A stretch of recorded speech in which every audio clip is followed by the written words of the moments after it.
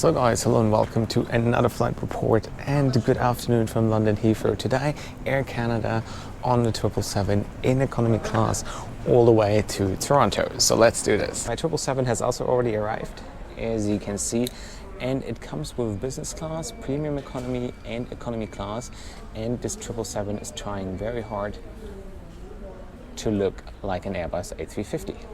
And that's how my day started. All happy, celebrating life, getting very excited for the flight, going to Toronto, going to see my friends, and creating another great video for you. Yeah, and until I got to the gate. So prior to flight, I reached out to my friend who works at the Air Canada just in order to make sure that nobody's going to get bothered by me being on the plane and filming. Usually it's not a big deal since I only film myself. He said, yeah, it's all good, it's cleared, you're good to film. Our ground crew is going to take you to the plane and you can get even a bit of pre-boarding, so you get very nice footage of the cabin. I felt like, cool, this is it, easy done. I'm sure this is going to be a nice flight and I can get very nice footage for you guys and turn this into really interesting and comprehensive review. Why do I always get those weird pimples?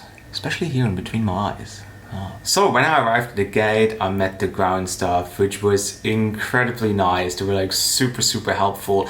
And they said, come on Josh, let's get you on board before everybody else goes. I was like, oh cool, everything works just according to plan and it's gonna be fun, it's gonna be easy, it's gonna be cool. So we walked down the jet bridge and we were waiting in front of the door of the plane. And this was the moment when things turned into an absolute disaster.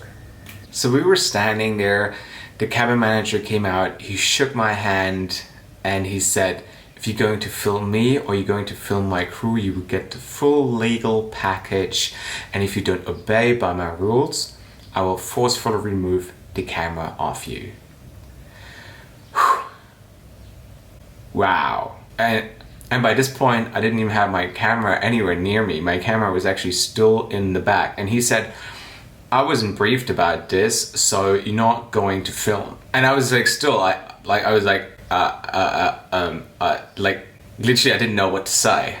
That's how bad it was. So also the ground staff, which was like standing right next to me, they swallowed as well. They were like, what the heck, what's going on here? So nobody could actually really believe that this was happening.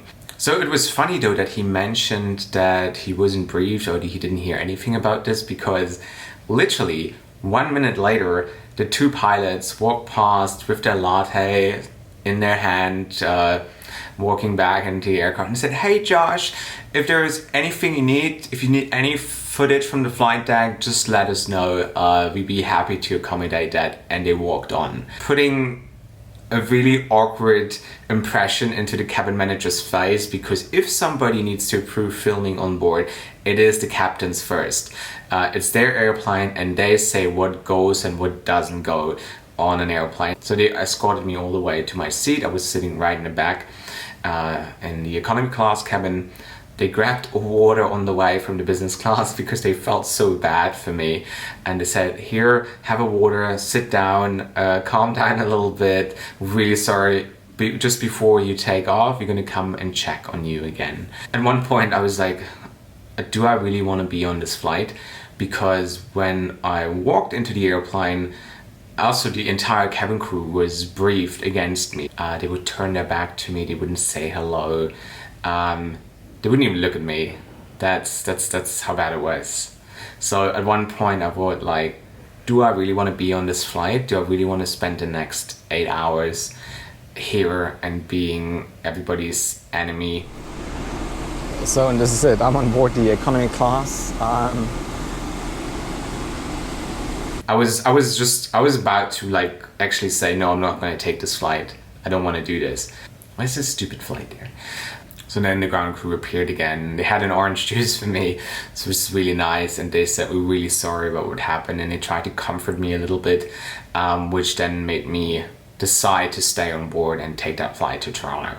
So I told you about the story, I told you about the purser who said that I would get the full legal package if I film any of the crew crew or him at work, and if I don't obey by his rules, I will he will forcefully remove the camera off me, and he obviously briefed the crew against me too, so they're giving me massive attitude. They turn their backs to me if they walk past. This is just like, and I even got a permission. I've got a permission from Air Canada prior this flight to film, and they said it's all good and whatever. So this is just so humiliating. Now the worst thing is that I sit here now for another 6 hours, and it's like a prison, you know, like they give you that passive aggressiveness, and it's just hurtful and sad.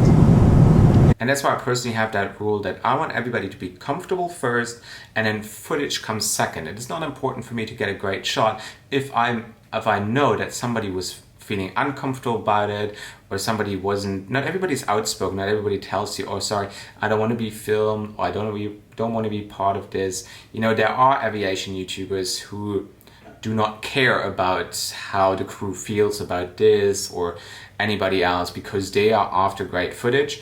But this is something that is not important to me. And as I said, you can ask anyone who's ever traveled with me. I respect everybody's wishes, and I just want everybody to feel comfortable and easy.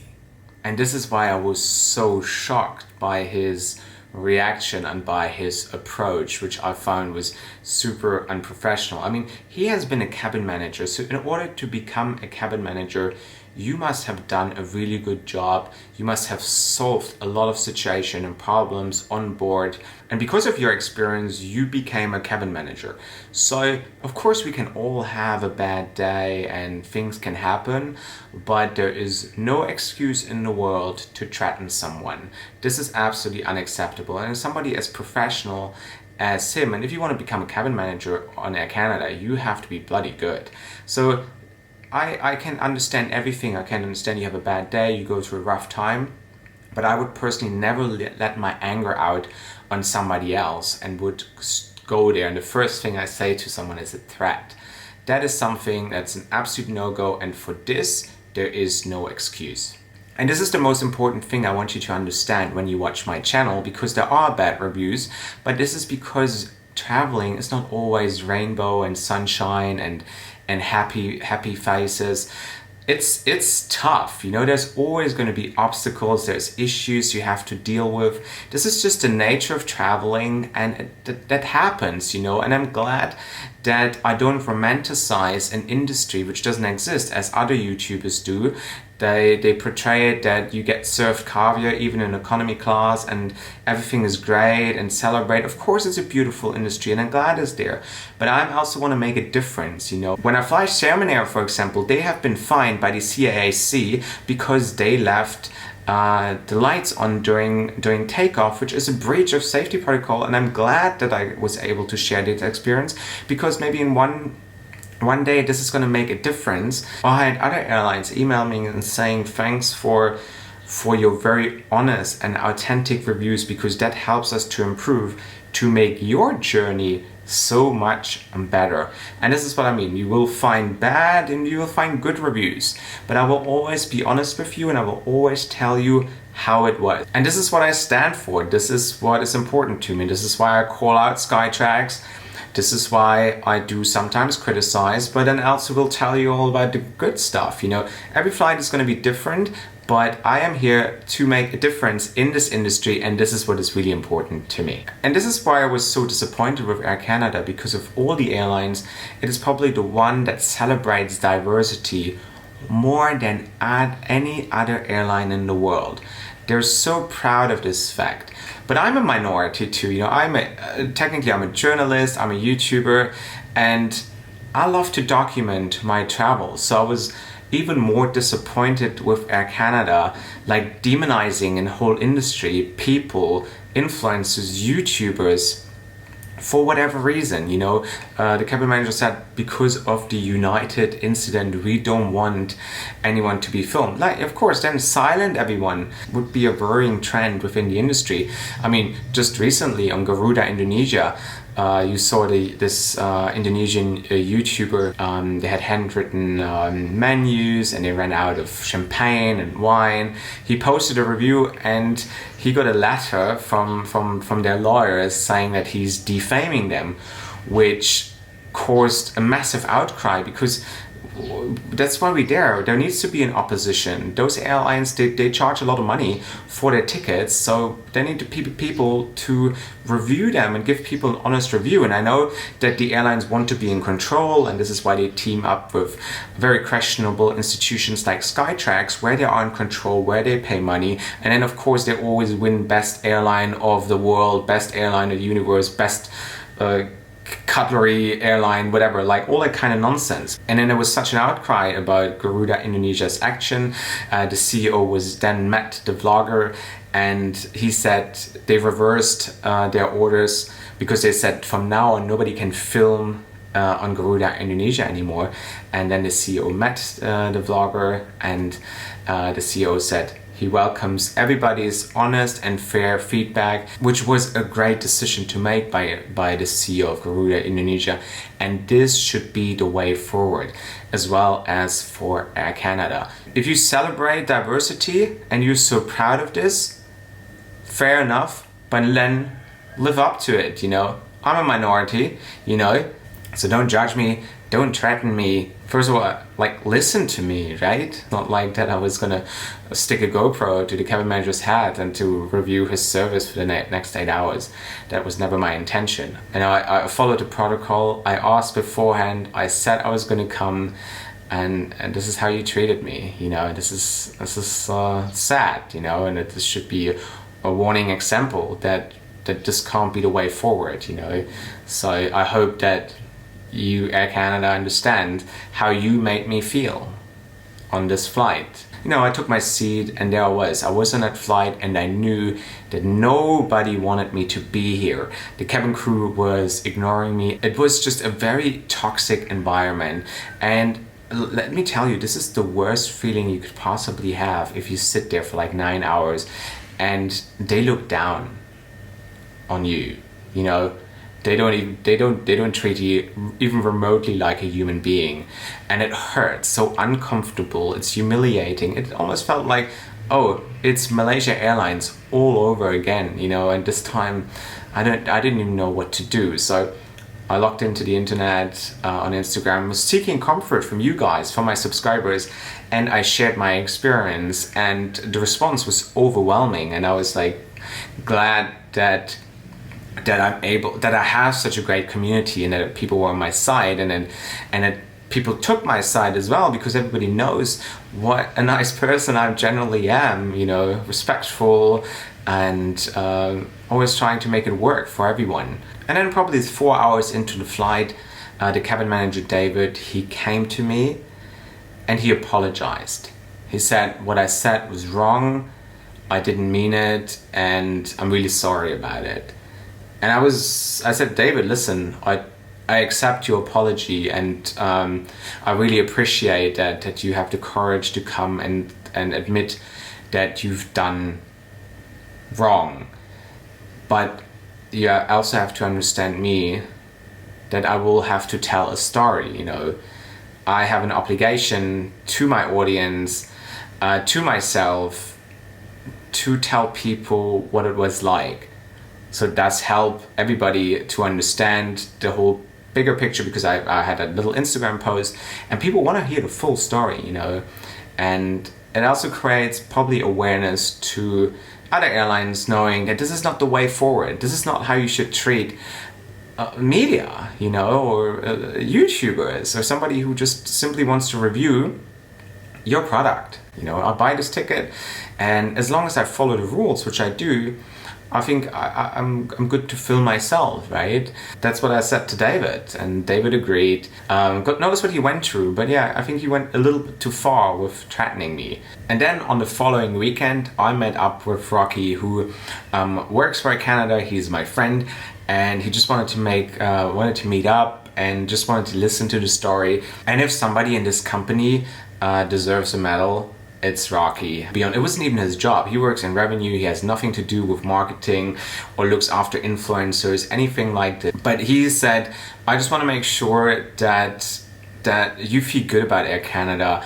So he offered me to go to Montreal to the HQ and get a bit of a look behind the scenes, which was an offer I gladly accepted, because first of all, I love aviation. I love to see how it works at the HQ, and I could even take my friend. So we went to Montreal, and then I even met like Brian, who took probably one of the most beautiful photos I've ever seen. He takes this air-to-air shots of Air Canada, which you have probably seen, amazing photos. And then we were standing in front of one of his photos where Air Canada Streamliner in the rain, and they boarded refugees. They went to Jordan to pick them up and bring them to Canada, which is such a powerful photo, and it moved me quite a lot and got me emotional, because this is what Canada and this is what Air Canada is all about, right? This is the perception we have, and which was not really met when I flew with them. But yeah, this is what we think when we see that maple leaf. This is the perception, this is the feelings it creates. So yeah, but my visit to the HQ was great. I went to the museum, I got to evacuate an airplane, I got a really nice tour behind the scenes, and everybody was so nice. And we had really great chats, you know, and everybody pretty much agreed that this shouldn't have happened, you know, and they tried really hard. And this is something what I appreciate, what back in the days Malaysia Airlines failed to do, you know, and it was all initiated by Rocky, which is an incredible person. And Air Canada should be very happy and very proud that they have someone like him who dedicates his life to the airline, you know. So thank you for the invitation, and thanks for inviting me. So, and I already had a return flight booked on Air Canada back to London, and I emailed them and I said, I don't want to take this flight because I don't want to go through the same again. I don't want to have this experience once more. And they asked me to give them another chance. And then I happily accepted the invitation. I said, okay, I've been given so many chances in my life. Who am I to say no? I will give you that second chance. And then on the end of July, I flew with Air Canada again, and that's what happened. So here I am right now at Toronto International Airport, giving Air Canada this second chance they've asked for. To be honest, right now I feel very anxious because mainly of the events at London Heathrow. And I don't know how today's events will unfold. Just a few hours ago, I received an email saying, with a list of all the things that I can't do, but like obvious things. It's like asking passengers not to stand during takeoff, or using the lavatory if they need to pee. And this is how it pretty much was telling me to respect privacy and not to film these and this and whatever, like assuming that I'm not aware of respecting like laws and rules and other people's privacy, which I always do, and which I said is a big concern to me. So yeah, they're labeling people like us with assuming we have bad intentions, which in my case it's not the case, you know, so this is a bit upsetting. However, I asked you to take everything with a grain of salt today, because they either be extremely rude or they be extremely nice. So it's not like an authentic service review of their soft products, definitely of their hard products. So we'll see how today goes, but I'm telling you honestly how I feel right now, and I feel very uneasy. So it's 90 minutes to go until we board, so I'll keep you updated on whatever happens between now and boarding. Probably stay a little bit low profile at boarding, so we probably next time you hear from me is either at the gate or already inside at the airplane. I won't walk in there with my camera, have it hidden somewhere. But yeah, so let's see. I'm filming this today because I owe you the story and you wanted to hear it. That is why I'm creating this vlog. So let's go check out the airport a little bit, and then we go to the gate. So let's do this.